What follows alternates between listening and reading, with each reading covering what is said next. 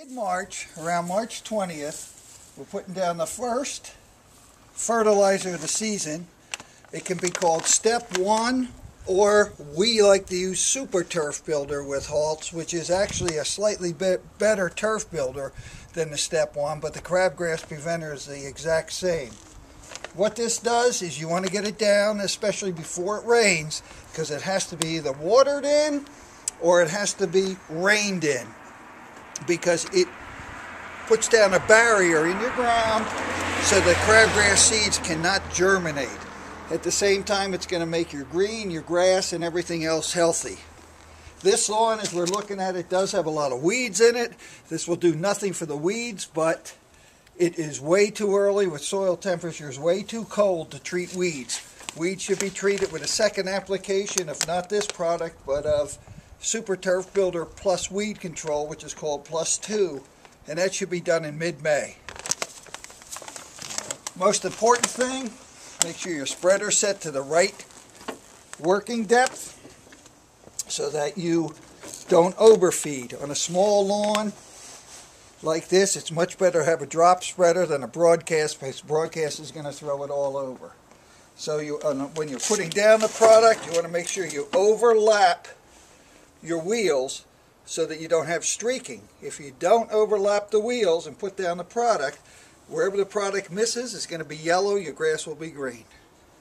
So you'll have streaks like a zebra in your lawn. So what is the setting then? 5 3/4 is the setting for Scott's drop spreader. What does it tell you that in the bag or on the It'll spreader? tell you that in the bag.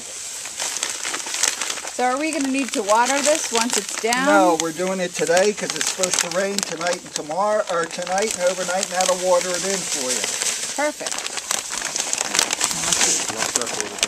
A good rule of thumb, which a lot of the landscapers use because people try to use this too soon, is if the forsythia is in bloom in early spring, this product should be down. That's a good tip. Now, is this toxic?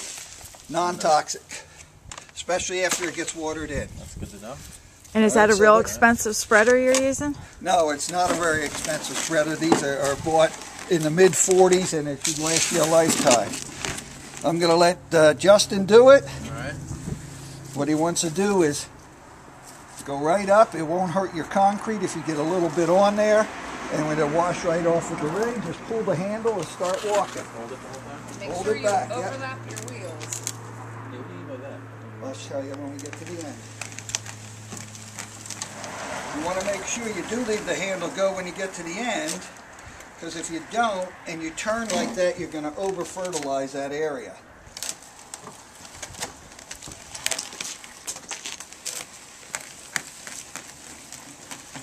The reason we don't use a weeding feed this time of year is, again, like I said, the soil temperature is way too cold. 2010 was a terrible year for crabgrass for the one simple reason we had such dry weather all year, and the ground got so dry and cracked it broke the barrier and crabgrass thrived.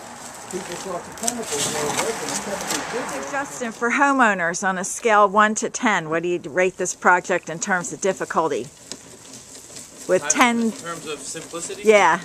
I'd say 9.5. Okay. It's pretty Being easy. pretty easy. It's important when you're done applying the fertilizer to close the bag good and tight, because if you have a crabgrass in an area or you forgot to do an area, you can reuse it. Also, it can be reused till next year as long as it don't get wet.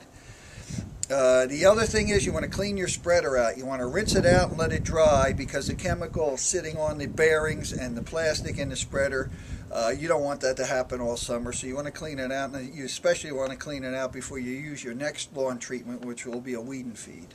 And is this the same spreader you use for salt or no? No, this spreader would not be used for salt. Salt could not fall through this spreader because it's a drop spreader. You need broadcast spreaders for salt. The back. Crabgrass is this white grass? No, that's just grass that has died. Crabgrass Okay.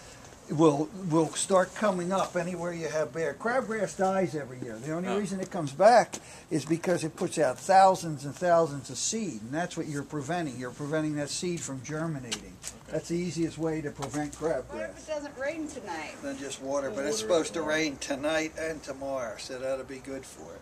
All right, because right now there's not a cloud in the sky. Oh, in 2 weeks, if the weather stays good, it should be nice and green with no crabgrass.